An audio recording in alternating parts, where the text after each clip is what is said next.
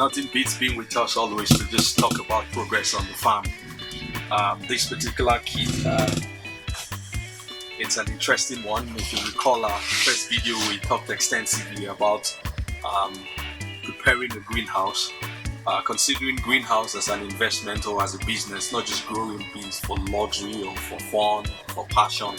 You hear farmers say, "Oh, I'm a farmer, I farm for fun, and farming is my hobby." No, this is a business we're doing, and it has to be profitable.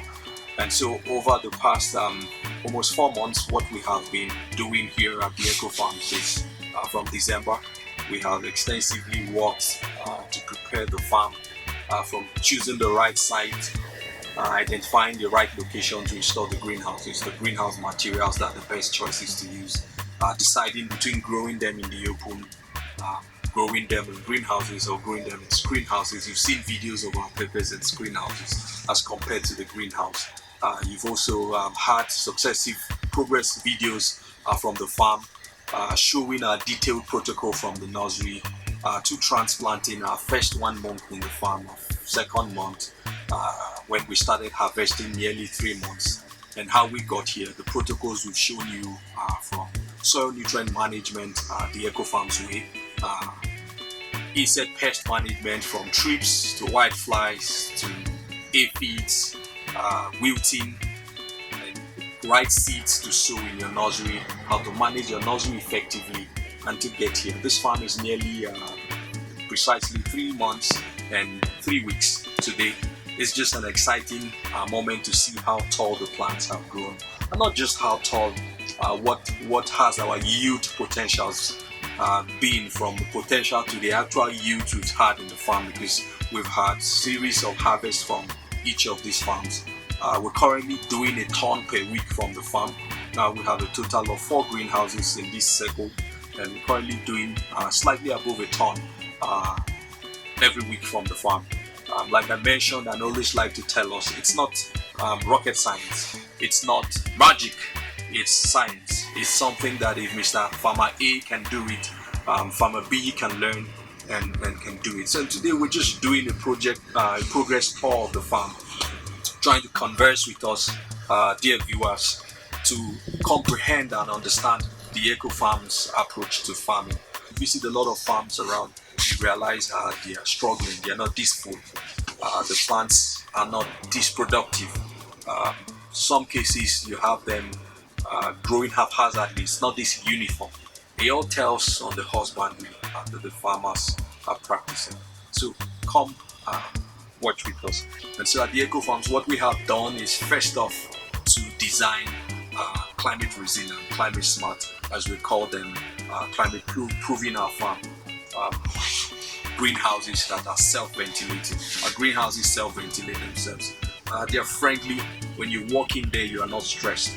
When you walk in there, the crops are healthy. They have nearly the natural temperatures, natural ventilation that they require to manage excessive heat. So that's one key foundation area we like to stress. If your greenhouses are excessively hot for your workers and crops, we advise that you begin to look to how to temper them to be nearly friendly, nearly self-ventilating. And it all comes with the volume of cover. You do not need the excessive polyfume. Excessive polyfume use, it's detrimental to the farmer and to the crops. You need just what will keep rain away, and what you largely need are theatrical nets to keep off insects. Largely our Nigerian environment, we're trying to manage rain, largely trying to manage pests from overwhelming our crops. So if you get your setup properly, the next things you need to look at is phytosanitary management. How do I manage and control spread of disease within the farm? The Eco Farms, one of the things, of course, we've shared with you in our videos. If you've not watched those videos, we encourage you to look for them and watch them on phytosanitary protocol. We have an in-house phytosanitary protocol that is a global standard. What we try to do is prevent, first, pests and diseases from coming into the farm. Secondly, from spreading within the farm. And thirdly, from being detrimental to the workers, and importantly to the end users. And so we are careful on a nearly weekly basis and daily basis how we sanitize ourselves, from the rain boots, the farm coats, the farm tools like hoes, knapsacks that we use in the farm. We're able to be careful to manage that we're not moving diseases from outside to the farm or moving them from one farm to the other. It's a very detailed video. I recommend you watch it. We're also careful the workers who come to the farm when they go to ease themselves, how they manage their self-sanitary management so that they don't take disease from the farm to their homes or to themselves. And equally, they don't bring disease from the interaction with other colleagues or from the outer world.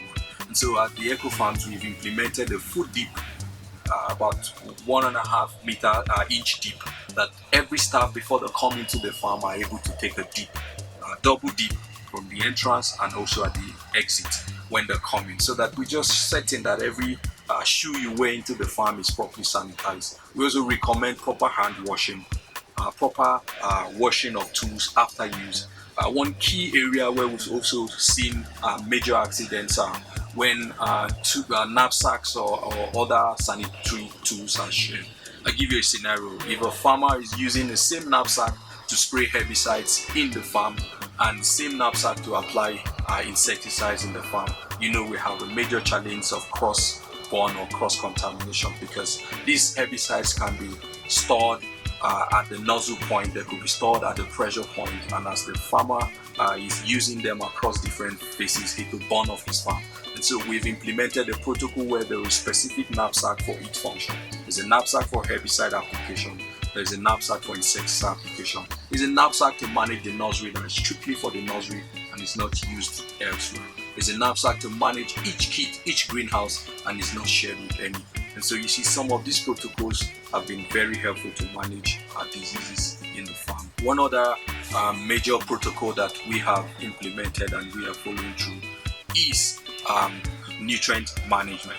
It starts right from the soil. Our soils are living, is a living system, is a living membrane. You do not treat the soil independent of the plant. A soil that has been heavily invested in, properly managed, will give better results. And so when you are farming in a new area, in a virgin area, you need to understand how soil amendments work. At the Eco Farms, we recommend a comprehensive soil nutrient analysis that details to the farmer what is lacking in his soil so that he can amend it, he can adjust it. Is it pH? Is he setting micronutrients or macronutrients? From that result, you can plan your cultivation ahead. And based on that, we can recommend to you the nutrients to use. At the Eco Farms, what we do is to amend our soils properly after a comprehensive soil nutrient test. And so what you see the farm where the crops are thriving, where the crops are growing, where the crops are yielding effectively is a result of those tests. It's not blindly done. And so when you do your test, you are able to understand these solutions, the right protocol, the right strategy, the right amendment. We are careful to amend. Are there nematodes in our soil? Are there bacterial wilt infections, possible pathogens in the soil? And importantly, what are the micronutrients lacking? A lot of farmers focus on their NP and K and they fail to understand that micronutrients are very important for the health and vitality of crops. And so when you get these things right, you are sure to get to where we are. And the other key things for husbandry, it's your irrigation. What are the right irrigation to temper with across the season? The weather is excessively hot. What are the right volumes of water to use? When is the right time to irrigate? How do I irrigate so that my crops are not underwatered and overwatered? Very key. The other key things to look at importantly is insect pest management. At the Eco Farms, we're dealing with a number of pests, largely thrips. Thrips are notorious. Every farmer who has farmed in greenhouses have dealt and faced thrips. We have learned over time that there are no one product in the market that can fix thrip problem. But what we've learned in-house is to come up with a formulation from numerous products out there that are very effective. We have a detailed video on that experience we've shared with you. We encourage you to look at them. We have an in-house product, Profit, is largely neem-based insecticide. We've learned that if we can manage it and use it properly with every cycle of our fumigation, we're able to largely manage insect pests, particularly thrips, using neem oil. We encourage you to consider using that product. It's highly effective and we recommend it. And we're happy to invite you to come to the farm to learn as other farmers. We have observed that crops, depending on the brand of seeds, depending on their genetic makeup, overall, if you give them the right nutrient, the right husbandry management, they all perform excellently.